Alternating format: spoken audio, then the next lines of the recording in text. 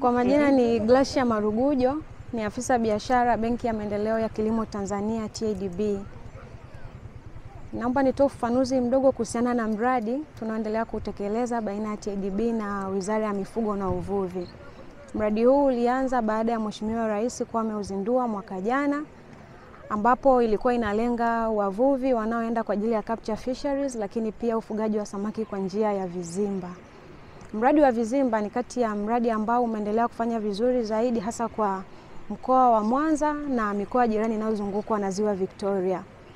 Mradi ulikuwa na thamani ya bilioni 12, ambapo ililenga kuwafikia wanufaika 1904, ikiwa ni jumla ya vizimba 507 vilivyokuwa vinatakiwa kwenda katika maeneo mbalimbali yanayozunguka Ziwa Victoria.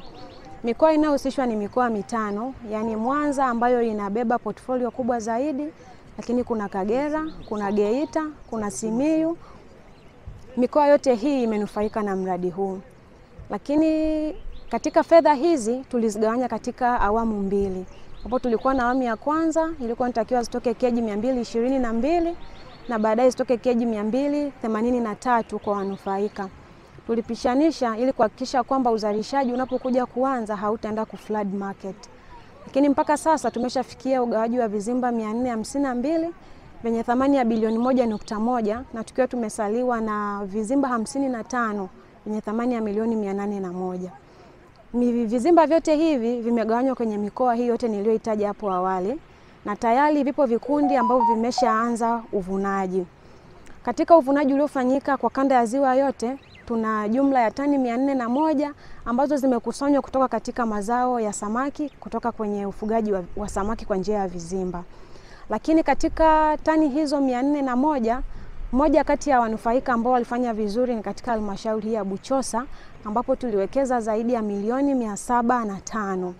Na katika milioni 705, vikundi hivyo vinne ambavyo vilikuwa ni katika msimu wa kwanza, ikihusisha vyama vya ushirika vitatu na kikundi kimoja cha vijana 15 pamoja na wanawake, tayari wamesharejesha benki milioni 329.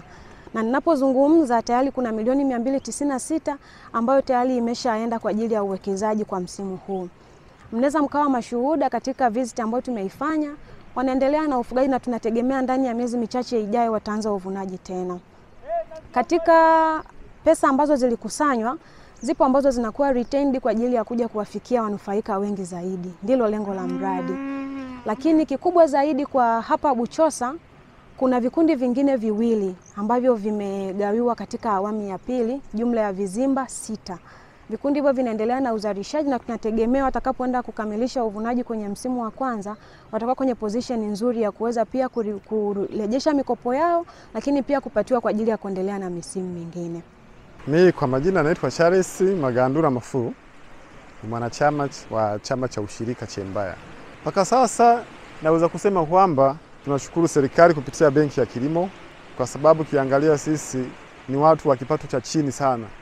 Uwezekano wa watu wawili watatu kutengeneza keji, kuweka vifaranga na kuvilisha, uwezo huo hatuna.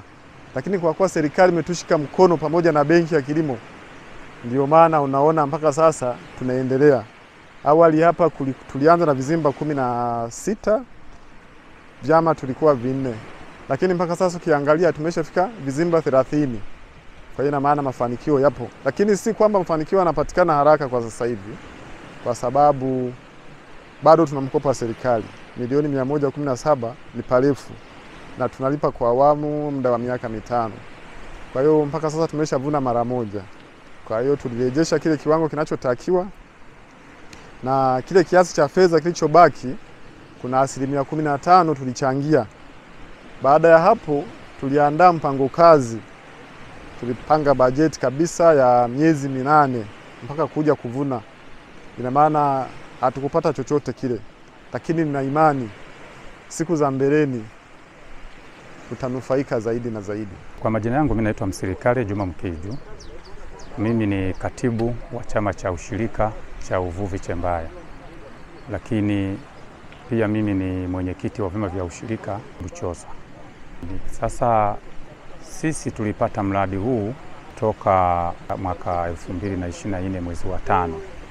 ndipo tulipokabidhiwa rasmi lakini Mheshimiwa Rais alikuja kuzindua rasmi toka mwaka 2023 mwezi wa 12. Kwa hiyo sisi tukakabidhiwa rasmi moja kwa moja tarehe 15 mwezi wa 5 mwaka 2024. Ndipo tukapewa vifaranga 71,680.